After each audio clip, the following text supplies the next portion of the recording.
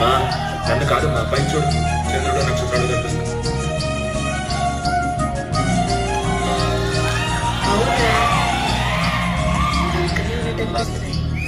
మా పట్టుకోలేమమ్మా.